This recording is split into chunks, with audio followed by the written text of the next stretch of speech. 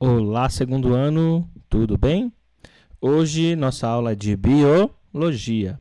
Nós havíamos parado na página 59, tá beleza? Então vamos lá, página 59, biologia. Deixa o professor localizar aqui. Você já vai localizando aí, tá ok? Para a gente ter uma sequência junto. O professor só tá achando aqui. Só um pouquinho. É que são muitas apostilas, sabe? E o professor está fazendo uma aula em sequência da outra. Né? A partir de semana que vem, os horários de vocês já vão estar mais organizados. Essa semana está sendo um teste para todos nós também, né, pessoal? Então, paciência, tá? Mas a gente vai dar continuidade. O mais importante em cima do nosso material, tá? Em cima da nossa apostila. Beleza? Então, vamos lá. Nós havíamos parado aqui, ó, na parte 4, já vou transmitir para vocês aí. Aqui, ó.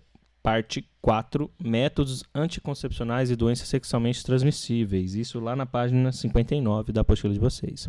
O termo contracepção indica um conjunto de métodos que visam impedir temporariamente que o espermatozoide fecunde o óvulo. Sejam escolhidos depois de uma conversa franca entre o paciente e seu médico, né? O momento da gravidez precoce vem acompanhado de outros problemas sociais, emocionais e até da saúde, né? Uma vez que, em geral, esses pacientes não realizam um conjunto de exames importantíssimos, chamados pré-natal, e acompanham a evolução do feto durante a gestação. Caso a futura mãe não realize esses exames, a vida dela e do bebê estarão em risco. Portanto, o único meio de evitar problemas como esses é informar-se melhor sobre esses assuntos. Neste capítulo, vamos enfatizar os métodos contraceptivos.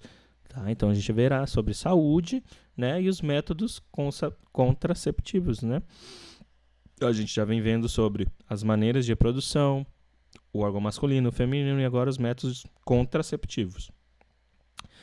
Ó, ao observarmos a seguinte imagem, uma cartela de pílulas anticoncepcionais, percebemos o quanto é importante o planejamento familiar. O uso das pílulas anticoncepcionais é um método que ajuda as famílias a realizar o planejamento de maneira consciente e madura, tá? Para que os filhos não venham em momentos difíceis e até quando não são esperados. Além da pílula anticoncepcional, quais outros métodos anticoncepcionais você conhece? Você conhece algum método anticoncepcional? Né? Então, além das pílulas, vocês já, né, garanto que vocês devem conhecer os preservativos, outras coisas mais. Em algum momento já conversaram com o pai ou a mãe, né? Então tem que ter a ciência de tudo isso, tá, pessoal? Isso é muito importante, porque isso envolve a vida de vocês, a vida pessoal, a vida profissional. Então é necessário conhecimento, tá? Na sua opinião, todos os métodos contraceptivos são eficientes?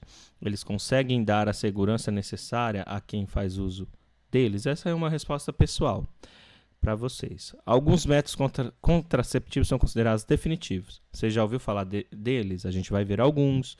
Como reconhecer que você tem uma doença sexualmente transmissível. E existem vários causadores disso. Tá? É isso que a gente vai ver. Tá? Número 6. Nem todas as doenças sexualmente transmissíveis apresentam sintomas. Então, qual que é a sugestão para a prevenção contra esse tipo de doença? Sempre, pessoal, acompanhamento médico. Não só nesse sentido. Nós, seres humanos, temos que ter acompanhamento médico constantemente, em todos os sentidos. O nosso corpo ele foi feito para trabalhar perfeitamente em todos os sentidos. Se você notar alguma dor, algo estranho, tem que ser, né, procurado o médico, tá ok? Então vamos lá, vamos para o nosso início aí. Ó, métodos comportamentais. Primeiro passo aí eu tenho a tabela. Também conhecido como método ritmo, o Gyn-Knaus do calendário ou da tabelinha, é o método de observação do ciclo menstrual que determina o período fértil. Recomenda-se que a mulher não tenha relações sexuais durante esse período. Tá? Supondo o ciclo menstrual de 28 dias, a ovulação provável acontece no 14º dia. A mulher deve ficar em abstinência durante 3 a 5 dias antes e depois da data.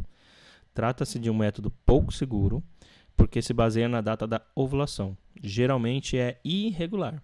A eficácia da tabela depende do seu uso correto e dessa disciplina, normalmente utilizada em conjunto com outros métodos, tá? Então eu tenho rosinhos dias férteis e os dias livres, os azuis. A tabelinha também é um método muito utilizado para controlar o ciclo fértil, tá? Se houver, claro, o interesse de engravidar. Método de bilíngues, na página 62. Também conhecido como método de muco cervical, secreção semelhante à clara de ovo, produzido pelo colo do útero por ação do hormônio estrógeno. Essa secreção desaparece após a ovulação. Diariamente, na fase pré-ovulatória, logo ao acordar, a mulher deve observar se existe muco e principalmente qual a sua consistência. Beleza? Métodos de barreira. Então vamos lá. Primeiro passo aí, camisinha masculina. Tá? É um envoltório fino de látex, borracha, que encobre o pênis ereto durante o ato sexual e impede o quê? A fecundação. Esse método impede, né? Impede a ascensão dos espermatozoides ao útero, pois o esperma ejaculado pelo homem fica retido na camisinha. Além do método anticoncepcional, protege contra doenças sexualmente transmissíveis, incluindo AIDS, previne doenças do colo uterino, não faz mal à saúde, é de fácil acesso e é necessário que a sua colocação e retirada seja de maneiras corretas. Tá? Continuando lá. A camisinha feminina já é um dispositivo feito de poliuretano, fino e resistente, no formato de pequeno saco, apresenta um anel na borda e outro solto no fundo. Adapta-se internamente no anel do colo uterino e ajusta-se no outro externo à vulva. A camisinha feminina evita a concepção, pois coleta o sêmen ejaculado durante o ato sexual e protege a usuária de doenças sexualmente transmissíveis, como sífilis, gonorreia, AIDS, herpes, hepatite B, tricomoniase, candidíase e outras. Tá? O diafragma vaginal, disco de borracha flexível com borda firme e flexível, que a mulher posiciona no colo do útero 1 hora antes do ato sexual e retira depois de 8 horas. O diafragma impede a entrada dos espermatozoides no útero. Recomenda-se o uso do diafragma associado à pomada de espermicida. Tá? Continuando lá. Métodos químicos hormonais. Então, acabamos de falar dos espermicidas. Nós temos os espermicidas, que são substâncias químicas em forma de creme que recobrem a vagina e o útero, imobilizando e destruindo os espermatozoides, podendo ser utilizados de maneira combinada com diafragmas e os preservativos. Tá? O DIU. O DIU já é uma pequena peça de plástico recoberta de cobre colocada no útero pelo médico. A ação contraceptiva do DIU moderno resulta na liberação de íons e sais de cobre, que inativam e matam os espermatozoides. Caso haja a fecundação, o DIU impede que o embrião se fixe no útero. A colocação e a verificação de estar bem adaptado no útero e a retirada do DIU devem ser feitas por médico ginecologista. Em média, o DIU ele dura de 10 anos a...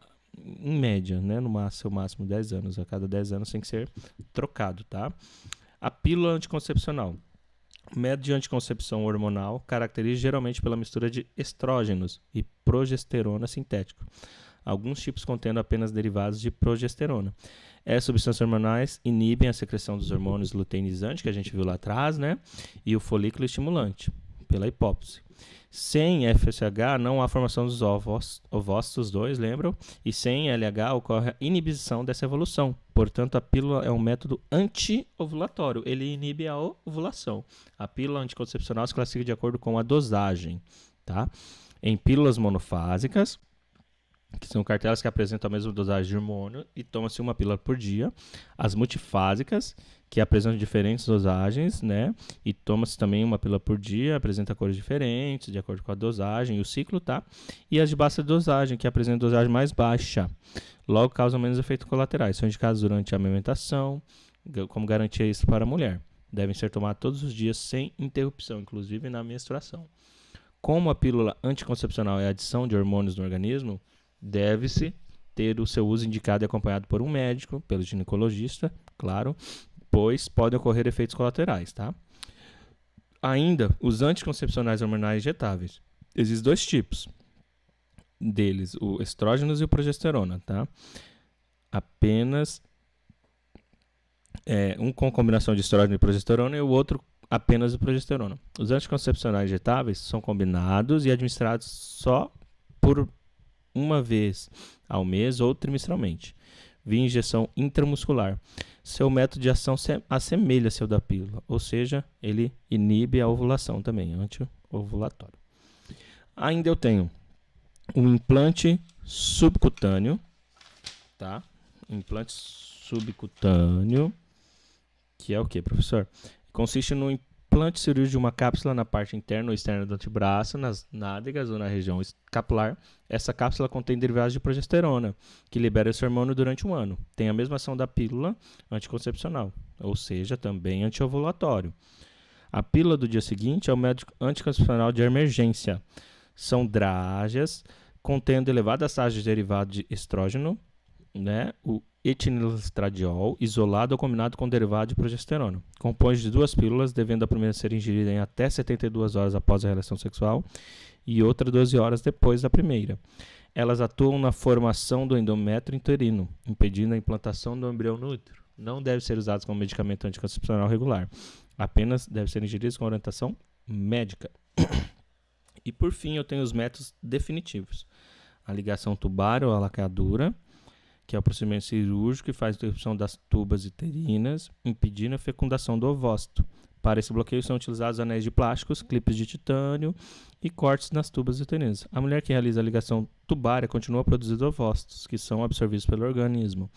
O procedimento assemelha-se ao do parto cesariano, pois é necessária a abertura do abdômen para o acesso às tubas uterinas. Então, há uma cauterização, há uma amarração e um corte, e também, né, o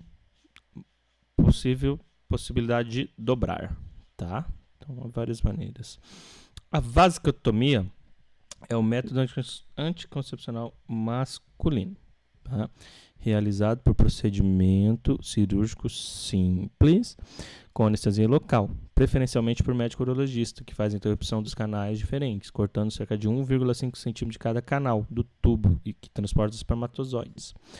Bloqueiam, então, né, com que eles viajem até o órgão reprodutor feminino. O homem vasectomizado continua produzindo espermatozoides, porém não os ejacula. Produz e ejacula apenas líquido seminal. A vasectomia não interfere na produção ou na secreção da testosterona e não altera a atividade sexual.